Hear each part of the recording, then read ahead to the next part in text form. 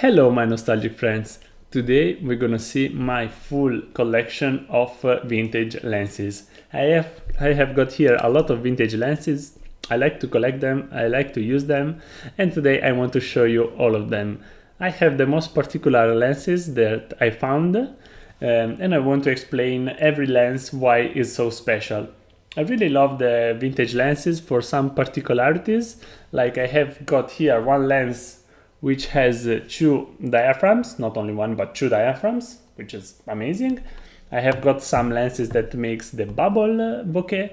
I have got a lens that has a flotating lens which can adjust the chromatic, the spheric aberration, which is amazing.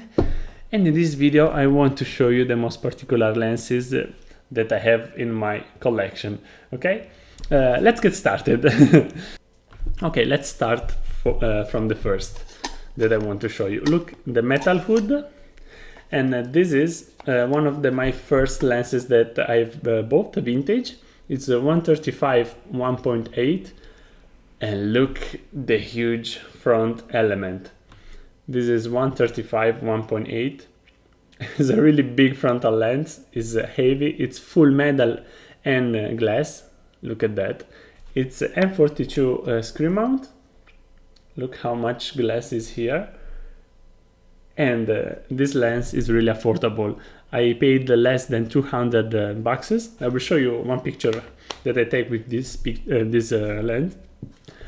And this is amazing.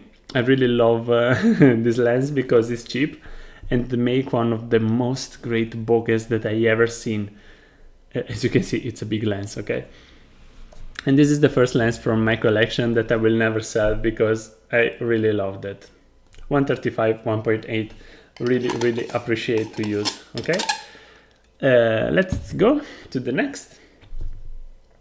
Next is a smaller lens, more street photography lens. Is a 45mm Minolta f2. Is a really great lens. I removed the cap. Is one of the sharpest lenses that I owned. In fact, I use this lens on my Olympus, which is micro four thirds, and I use like a portrait lens because it's a 90mm on a micro four thirds, and it's really sharp, beautiful colors. It's so compact. Look at that. This lens is like a pancake lens. I love this lens. The only issue is the minimum distance focus, which is about 60 centimeters, not that much. And this lens cost about $60 or euros. Nice lens, Minolta 45 f2, really sharp, really good. Another 40 millimeters that I want to show you is the Konica 40 1.8, not 45 but 40. I don't use yet this lens because the adapter doesn't come to my home, unfortunately, but is really well built, and Konica is known for his really good lenses, and I like this lens. It's really nice to grab in your hands. Nice Konica, thumbs up for that. Let's go ahead. This is the most famous, I think, lens vintage, most collectible lens. This is the Trioplan 100 2.8, and this lens is famous for his bubble bokeh. This lens make a really nice bubble bokeh, which is not only a ring, but is more, look at that, we have got also a lens hood, but has around the bubble, you know, bubble. This is a bubble lens, okay? I like it. It's 3-element lens and cost about 500 euros for the M42 screw mount. I have got the M42 here, and you can find for about 300 euros for the exact amount, okay? But if you buy one, buy with the Red V, as you can see, the number one, and the M42 is the best. Nice for the bubble bokeh, and it's a really collectible lens, okay? Let's go ahead. This is one of my favorite zoom ever. This is the Vivitar 1 series. It's a 28 to 105 2.8 3.8. It's a lot of light, catch a lot of light to this lens, and look at how beautiful coatings has. And this lens actually has really beautiful colors. It's really versatile, it's really sharp. The only issue is vignetting a lot, but I like that vintage vignetting. Has a lot of mounts. I have here Olympus, but I have also a Nikon and Pentax and Yashica. The issue with this lens, it's the diaphragm. If you let the diaphragm open, it remain open. If you still try to close the diaphragm, it doesn't close. It's an issue projection for this lens. I have already cleaned the diaphragm, but already remains open.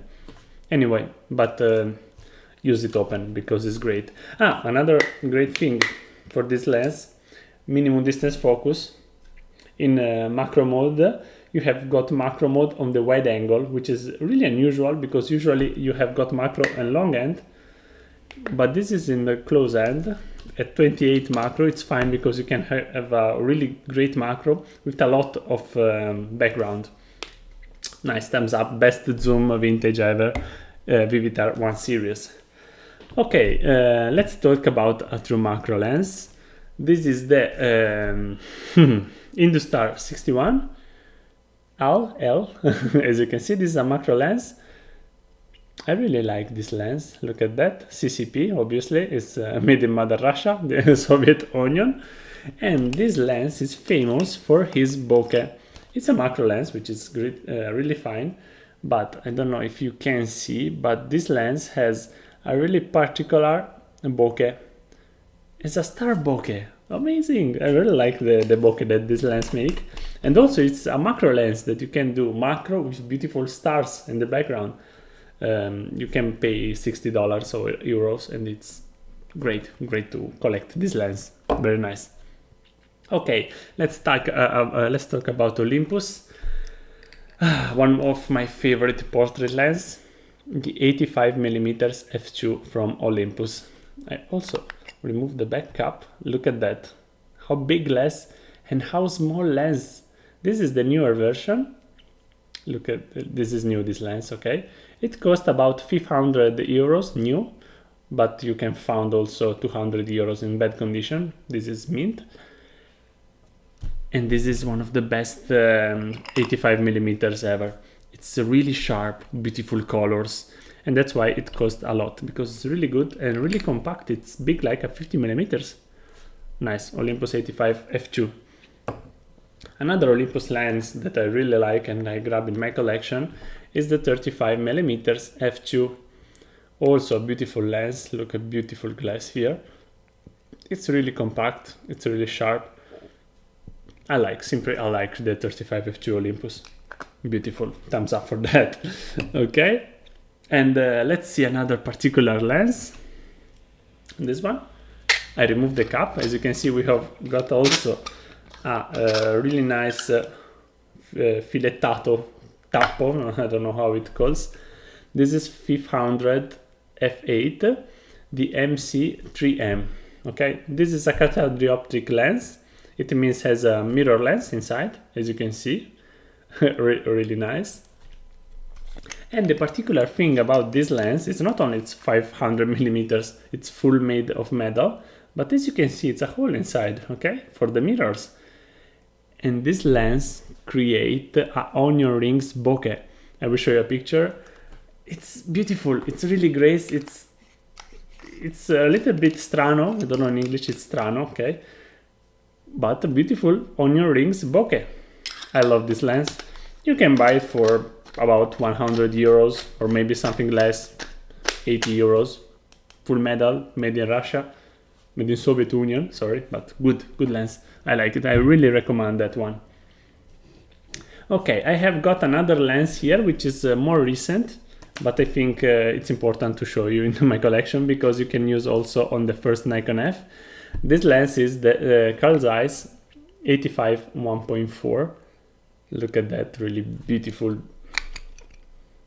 lens. Look how big is the glass inside. This lens is absolutely perfect. It's full glass and metal.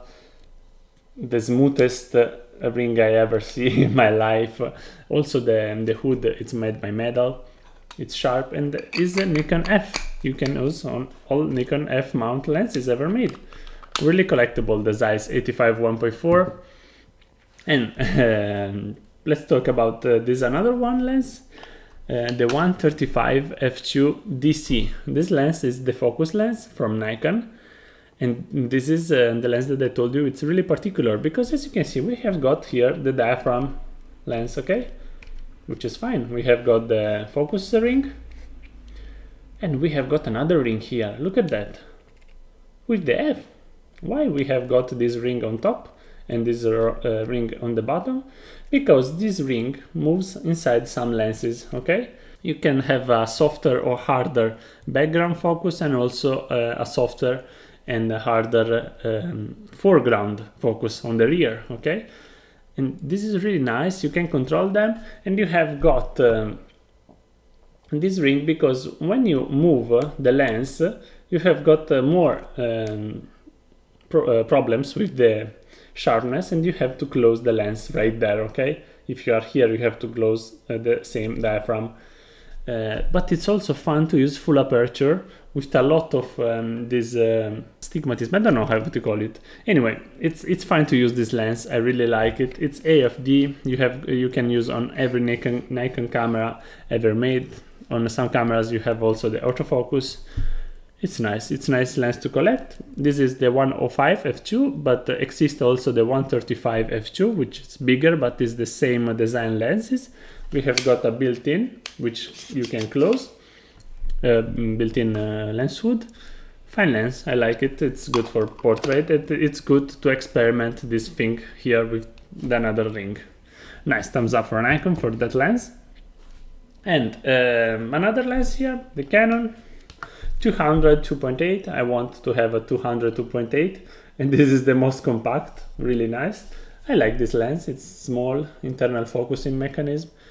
It's not the sharpest lens that I have, but it's fine to have a 200 2.8. And talking about Canon, I want to show you one of my favorites, the L series Canon 85 1.2. Look at how huge is the frontal lens. Really, really huge. This is the L series. It's Canon FD, which is the vintage one from the film era. Really smooth, really nice to use, sharp, beautiful colors. This is one of the best lenses that you can find for portraits. There exists also the 85 1.2 SSC, which has a spherical lens. That's why the vintage one costs more, but both of them are really, really good lenses. I like to have it in my collection, and it costs about 800-900, maybe 1k euros. Okay, very nice lens from Canon. Okay, another lens is this one. This is a more simple lens. It's 135 Minolta 2.8. Really normal, nothing special, but I like this lens because it's well made. But it's really sharp, beautiful colors, and if you can find it for cheap, it costs about 90 euros, but you can find for cheap. It's a really good lens. It's the best, I think, 135 2.8. Really nice Minolta job here. And then what we have got here, the Helios Helios 44-2, really famous lens, as you can see. This is famous for his Swirly bokeh. This is a copy of the Zeiss Biotar, but this lens costs less, about 50 euros.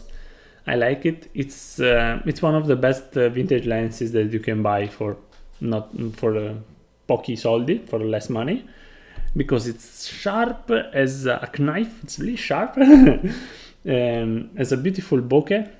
It's nice. I really recommend to buy you the Helios 44-2, and don't buy the 44-4 or another. The 44-2 is the best. Okay, let's go ahead. Let's talk about some f1.2s. This is the 55 Nikon f1.2. I really like this lens. This is the Pre-AI version. I will show you how huge is the lens. Thumbs up for that. This lens is really sharp, has really a lot of character. If you want character, this lens has all character that you need from your vintage lens. It costs about 400 euros, which is great. You have 1.2 Nikon, and it's really sharp, really nice. But another 1.2 that I really recommend, and I fall in love with this lens, is the 58 1.2 Minolta Rockcore. This lens is still one of the best 50s 1.2. Really sharp and really beautiful colors. It's made perfect like a tank. As you can see, we have got a lot of screws here. Look at how many screws. You can destroy with atomic bomb everything, but not this lens. It's really good. A lot of glass, a lot of metal. This is the first version, full metal, and it's great guys, really great. And so Minolta made also some other lenses like this 1735, which is AF, and I love this lens. Look, beautiful coatings. It's 2.84, which is pretty open, wide open. It's ultra wide lens. I like it. It's sharp in the center. It's maybe some soft at the corners, some vignetting, but if you want the vintage character, this lens is perfect. You can make some beautiful portraits with some ambient. Bellissima. And another Minolta which I recommend is the 72-210 f4. Has internal zooming, autofocus and manual focus. It's a pretty good lens. And let's see this big guy here. And this lens is amazing. This is 135 f2.8 t4.5. This is a Minolta project. This is the Minolta 135 STF, a smooth transfocus. This lens is amazing. As you can see here is right Sony, because Sony rebranded only the name on the lenses because buys Minolta company. But this is a Minolta project from 1966, really old project. And this lens, look at how close can focus 135. It's perfect. And this lens has the particularity to have inside, as you can see, two aperture blades. I can open the front one, as you can see, and I can open and close the back one. I found here. As you can see, two aperture blades. This is something amazing. This is full open, as you can see. The back aperture ring, aperture blades, and the front two aperture blades, and we have got also apodizated lens inside. Okay, what is this lens? Why is it so particular? This lens is made to create the perfect bokeh, and actually this lens make perfect bokeh. Bokeh which is not nervous, it's really soft, it's creamy like gelato alla panna. Okay. And for this apodization lens that has inside, which captures the lights at the corner, okay, of the image, the lens is darker. It's f2.8 because physically it's f2.8, but the t-stop measures the light, not the diameter of the diaphragm. The t-stop measures the light, and the t-stop it's 4.5, which it means this lens is a little bit darker. Darker because captures the light on the sides and makes a really creamy bokeh. Has two aperture blades, as I show, two aperture blades, because the front blades, as you can see, create a perfect circle, as you can see. If I open the second one, we have got here a perfect circle. This is really fine. And this lens creates the perfect bokeh. I will show you a picture because I don't know how to explain it better than this. It's Sony A mount, and it's a great lens, really great lens, really collectible. You can found about 900 euros. You can pay a little bit more, a little bit less if you found someone who don't need this lens. Sony made a new 100 STF f2.8, but it's 100. It's not 135 like this one. You have got less background bokeh. I don't like it. Also, this focus closer. I prefer this one. Bellissima. Mamma mia. Okay, to close, we have got some small lenses. The Jupiter 8, which is made for rangefinder cameras, really small, really compact. It's fine to use, beautiful bokeh, not the sharpest. We have got the Jupiter 11, as you can see, beautiful to see, all made in Russia, Soviet Union. Fantastic. I have got also the 135 bayonet mount Takumar, as you can see here. I like this one because it's 135 2.5, has a really close distance focus also. Beautiful lens, but it's not the sharpest that I have. It's beautiful to use, really versatile, but not really the sharpest one. Anyway, what else to show you? I have got another pre-AI lenses. Look at the Nikon 50 Nippon Kogak 50mm 3 f2. Sorry, I like the aesthetic of this lens. Look at how beautiful is this lens, and I use it to collect this lens because it's really beautiful. And I have also the 28. Look at that, 28 3.5. It's 3.5, it's pretty dark, but look how huge frontal element this lens has. Really beautiful. And I have also the original cap, as you can see, Nippon Kogak. And that's it. Oh, I have another one to show you. This is a more recent lens, but I think it's really collectible. This is the Zeiss 24 to 70 2.8 for Sony A mount or Minolta A mount. Look at that, it's full made by metal, beautiful big lens. And this lens, it's for a dead system because the A mount it's dead. And I think that system is also vintage, and I want to collect these lenses. I still use it on my Sony A7R II, and I love this lens. It's fantastic. Has the 3D pop that only Zeiss has the T-star coatings, which is amazing. You really can shoot versus light and you win against the lights and the flares. Beautiful, really beautiful rendition of these lenses, of this lens. Has a really fast autofocus, you can use manually. I love this lens, I think it's really collectible. It's heavy, but you know, you pay for what you have. You can find for about 500-600 euros. It's a good lens, I like it, and for me it's like using a vintage lens because it has a really particular rendition. All the newer lenses has maybe clinical rendition, clinical sharpening, but I don't know, not character. These lenses that has no character. Okay. Also, I have got all the 50mm that I don't show you. I have a lot of lenses, all the 50, 1.4, 1.8. Here I have the Canon's one, Nikon, Olympus. As you can see, I have all of them. You can see in previous video the versus of these lenses. I have got all the 70 to 200. A lot of lenses are in my collection, but I think those one are the most interesting one that you want to see, I think. I really love these lenses. Look at the cap. I love these lenses because you can take beautiful pictures. You can take pictures with some character, okay? And that's all for this video. Let me know in the comments if you like one of those lenses or if you know all about of these lenses, because some lenses are new for me. Oh, look, I have all, I forget to show you, I have got also the Takumar. Oh, look at that, the 50, which is radioactive. I really want to test the radioactivity of this lens. This is the 7 element, maybe I will buy for collection the 8 element. But that's it for this video. I hope you have enjoyed my collection of lenses. I hope you like it. As I say, let me know in the comments if you like some of these lenses. If you want maybe a review or maybe more pictures about one particular lens. Thanks for watching.